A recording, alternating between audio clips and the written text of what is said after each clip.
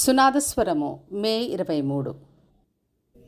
యెహోవా ధర్మశాస్త్రం నందు ఆనందించుచు దివారాత్రము దాని ధ్యానించువాడు ధన్యుడు. అతడు నీటి కాలువ యొరను నాటబడినదై ఆకువాడక తన కాలమందు ఫలమిచ్చు చెట్టు వలె నుండును.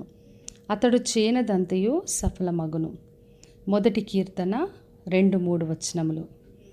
మరి దేవుని ధర్మశాస్త్రం అందు ఆనందిస్తూ మనము దేవుని వాక్యం దివారాత్రం ధ్యానించినప్పుడు పొందే ఆశీర్వాదాల గురించి ప్రభు ఈ రోజున వాగ్దానం చేస్తున్నాడు.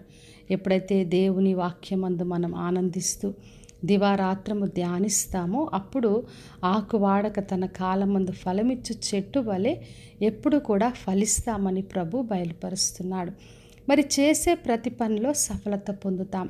ఎందుకంటే సఫలత అన్నది దేవుని నుండే కలుగుతుంది. అయితే మనము దివారాత్రము దేవుని వాక్యము ధ్యానిస్తున్నప్పుడు ఆ నీటి కాలువ యొరను నాటబడిన చెట్టు ఏ విధంగా ఉంటుందో పచ్చగా ఫలించే విధంగా మన జీవితాలు ఉంటాయి. ఎందుకంటే దేవుని వాక్యము ధ్యానించడం ద్వారానే మనం ఆశీర్వాదం పొందుకుంటాం, ఆయన చిత్తము తెలుసుకుంటాం. మరి దేవుని వాక్యం మన పాదములకు దీపము, త్రోవకు వెలుగుగా ఉండి ప్రతి విషయంలో దేవుడు మనకు ఉపదేశిస్తూ నడిపిస్తూ అన్ని విషయాల్లో మనకు జయమిస్తాడు. మరి మనము ఆరోగ్యంగా ఉండాలి అంటే కనీసం 2 సార్లు లేదంటే 3 సార్లు అయినా భోజనం చేస్తాం. మనం ఎంతగా చక్కటి ఆహారం తీసుకుంటామో అంత ఆరోగ్యంగా ఉంటాం.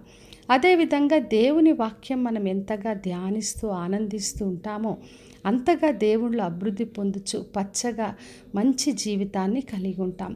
మరి యెహోషువ గ్రంథం 1వ అధ్యాయంలో దేవుడు యెహోషువతో చెప్పాడు. 1వ అధ్యాయం 8వ వచనంలో మరి దివారాత్రం దేవుని వాక్యం ధ్యానించినప్పుడు అది పాటించినప్పుడు మార్గములన్నిట్లో వర్ధిల్లుతావని చెప్పాడు. అదేవిధంగా యెహోషువ తను చేసే ప్రతి పనులన్నిట్లో కూడా జయం పొందుచు మరి దేవునిలో గొప్పగా ఆయన ముందుకు కొనసాగాడు.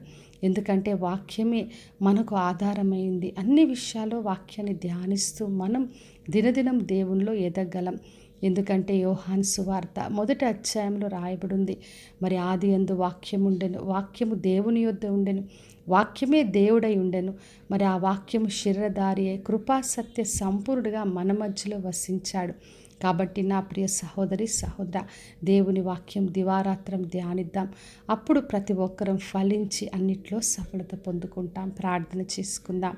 పరలోకమందున మా తండ్రి, మా దేవ, ఈరోజు ఇచ్చిన వాగ్దానం కొరకే వందనాలు తండ్రి. దివారాత్రం ఈ వాక్యం ధ్యానిస్తూ ఫలిస్తూ తండ్రి అన్నిట్లో సఫలత పొందే కృప ప్రతి ఒక్కరికి అనుగ్రహించమని యేసు నామములో అడిగి వేడుకొంచున్నాను తండ్రి, ఆమెన్. ఈ శుభవచనము వినుచున్న ప్రతి ఒక్కరి జీవితంలో నెరవేర్చబడునుగాక. నేను మీ ప్రియ సహోదరి మంజులా చరణ్.